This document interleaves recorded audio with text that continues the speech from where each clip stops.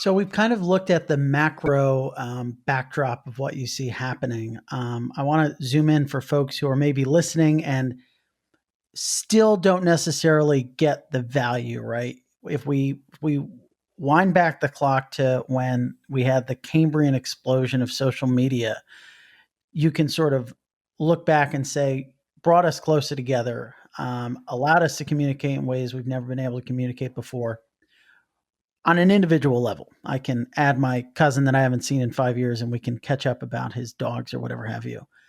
What is the parallel for NFTs? How do we communicate that same type of value that seems so easy to do in hindsight?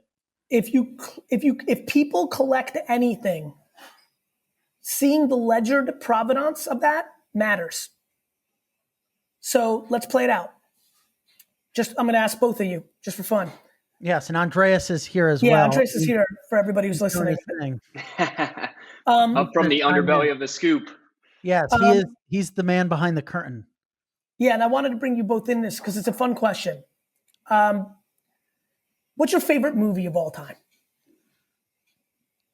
I think I'm going to have to go with Godfather 1. Great.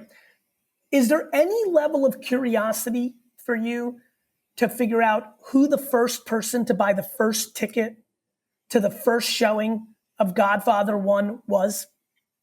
Yeah, that would be interesting. That's all you need to know. And it's very important because I'm using a very narrow example that everybody can understand. I believe that people do not realize that we are social creatures. For example, I think, Frank, that you have a mustache right now because you want to communicate to the world something about yourself with it. I'm being dead serious with you.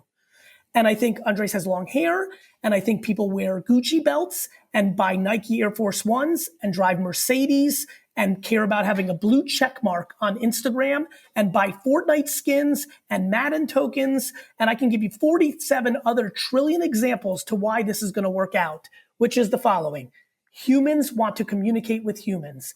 So, for example, everybody listening right now, they meet someone new, whether they think they're cute and they want to date them or they want to do business with them and they thought it was something important.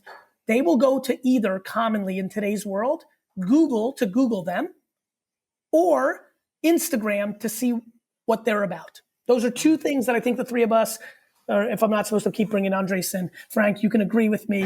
That is what people do, right? I think we can all agree. I believe that when I meet you in 12 years, and I'm already enjoying this combo, I'm going to go to your public ledger and I'm going to search and I'm going to see that you also are into snorks, the rare underwater Smurfs from the 80s, or you're into Voltron or this and that, because I'm going to see it. And I'll give you another example. I'll be able to see that you were one of the first 500 fans of Nirvana, because Nirvana in 2027 put out their first demo and sold NFTs against it. And it will document who knew who Nirvana was. And that would have happened in 1991 if NFT was around. I can give you another point of view.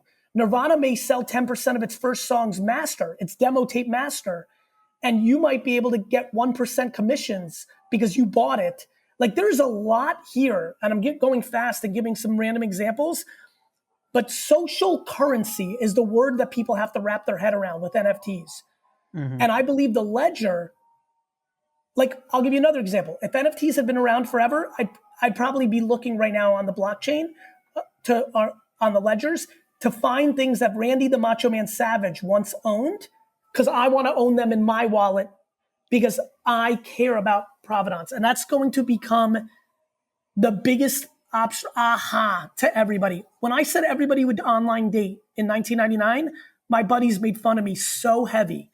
Because in 2001, if you were online dating, you were, quote unquote, a fat, weird guy in your mom's basement.